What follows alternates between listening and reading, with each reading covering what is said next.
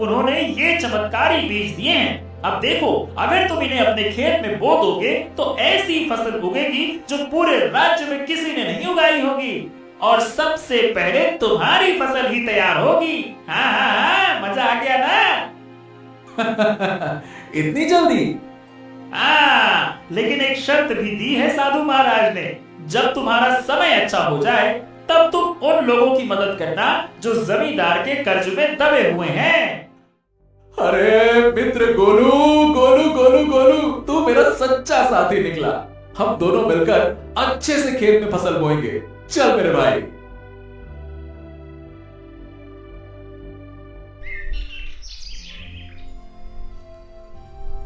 अगले ही दिन हरिराम, गोलू और अर्चना ने मिलकर खेत जोता, बीज बोया और आकाश की ओर देखकर मेहनत का वादा किया।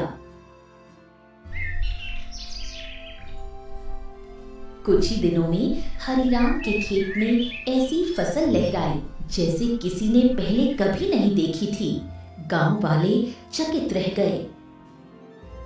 अरे देखो रे देखो, हरिराम के खेत में तो जैसे सोने जैसी फसल लहरा रही है। हाँ हाँ हाँ हाँ हाँ।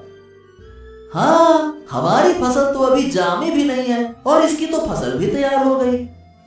और उसकी बीवी अर्चना, जो कि महीनों बीमार रही, अब रोज खेत में काम करती है। भैया, ये तो कोई चमत्कार ही लगता है।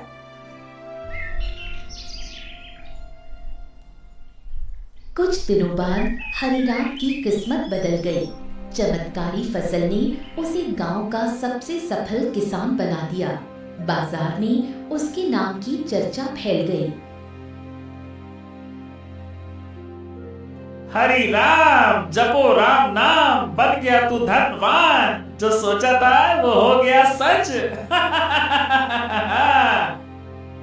हाँ, वाकई में सच तो हो गया। लेकिन अब बारी है गोलू वादा निभाने की, उन सब की मदद करने की जो जमींदार के कर्ज में डूबे हैं। हाँ बिल्कुल, चलो आज से ही शुरुआत करते हैं। अपने गांव का बिंदेसर का खेत सबसे पहले छुड़ाते हैं। चलो।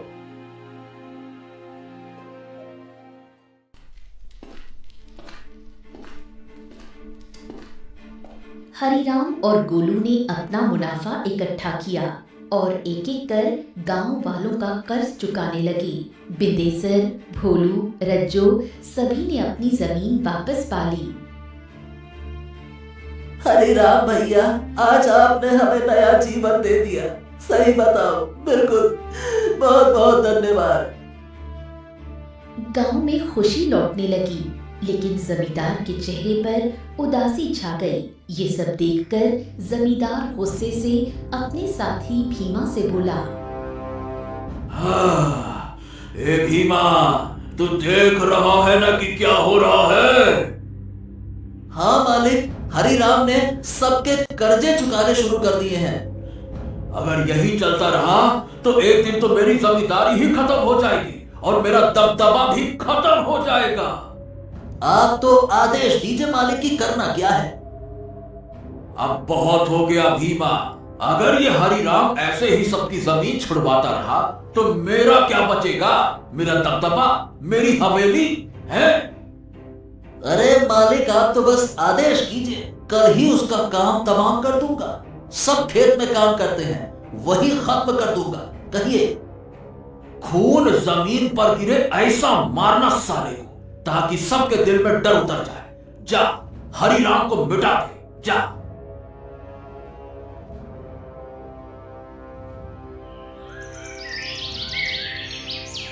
सुबह का सूरज उगा, लेकिन किसी तूफान से पहले की शांति जैसा लग रहा था। हरिराम खेत में बीजों को देख रहा था, जो अब सोने जैसे चमकते दिखते थे। अरे गोलू, देख तो, ये फसल तो जैसे गाना गा रही हो। तुम्हारे हाथ की छुअन में जादू है।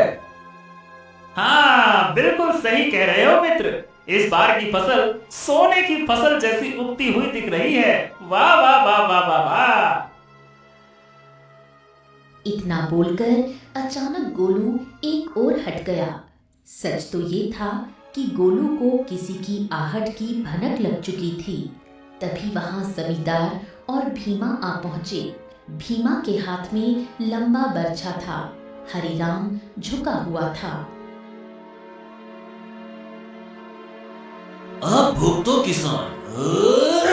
जैसे ही भीमा ने हरिराम की ओर बर्छा फेंका, एक छलांग, एक चीख, एक वार, लेकिन हरिराम पर नहीं, गोलू पर। गोलू! नहीं नहीं, ये क्या किया तूने? तुम्हारे लिए मित्रता का मतलब सिर्फ साथ नहीं होता, कभी कभी बलिदान भी होता है। तूने मेरी जान बचाने के लिए अपनी जान दांव पर लगा दी। क्योंकि तुम मेरे साथी हो और मैं तुम्हारा।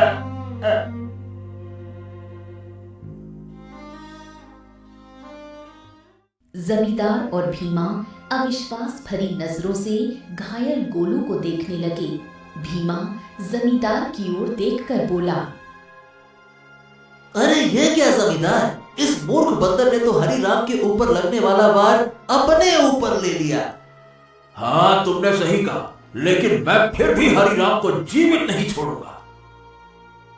इतना बोलकर जमींदार गोलू की ओर देखकर क्रोधित अवस्था में बोला, अरे तू मूर्ख का मूर्ख बंदर ही रहा। अरे तू इंसानों की तरह बोल सकता था और इंसानों की तरह रहने लगा था, लेकिन तू इंसानों की तरह चतुराई नहीं सीख सका। तुझे क्या जरूरत थी अपने ऊपर वार लेने की? क्या आवश्यकता थी बलिदान देने की? मूर्ख बंदर कहीं का, तूने मेरे सारे किए कराए पर पानी फेर दिया।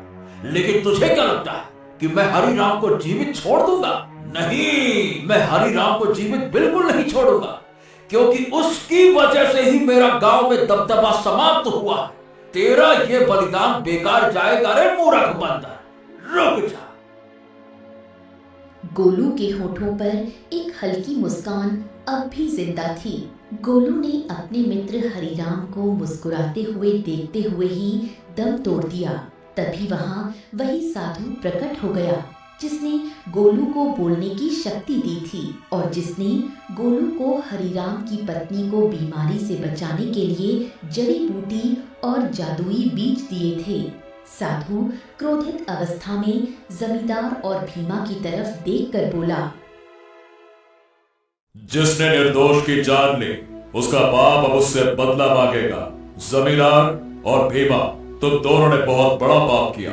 तुम्हें इस संसार में खुलेआम रहने का कोई अधिकार नहीं है। तुम दोनों समाज के लिए खतरा हो। रुक जाओ। इतना बोलकर साधु की क्रोधित आंखों से रंग बिरंगी किरणें निकलकर भीमा और जमींदार के शरीर पर पड़ने लगी और अगले ही पल उनके शरीर में आग लग गई। कुछ ही देर में वो दोनों जलकर राख हो गए। गांव वाले इकट्ठा हो गए। साधु हरिराम की ओर देखकर बोला, हाँ, तुम्हारा और गोलू का साथ यहीं तक लिखा था हरिराम।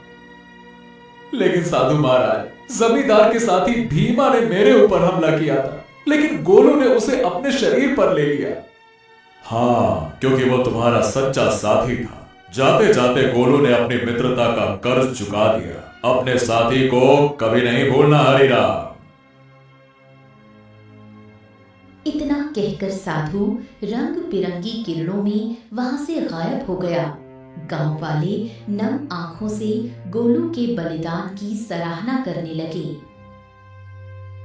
अरे ये कोई साधारण बंदर नहीं था भैया, देवता था, देवता, हरिराम का सच्चा साथी। हाँ भैया, इसने अपनी जान दे दी और हम सबको बचा लिया। बहुत अच्छा बंदर था। कुछ दिनों बाद हरिराम ने नम आंखों से गोलू की याद में उसी खेत में एक पौधा लगाया जो आगे जाकर बना साथी वृक्ष। गोलू, तेरे बिना सब अधूरा लगेगा, लेकिन तू मिटा नहीं। तू हर उस फसल में है जो इस धरती से उगेगी। कभी कभी सच्चा साथी इंसान नहीं होता, वो एक जानवर हो सकता है जो बिना शर्त प्रेम करे, रक्षा करे और अगर जरूरत पड़े तो जीवन भी दे दे।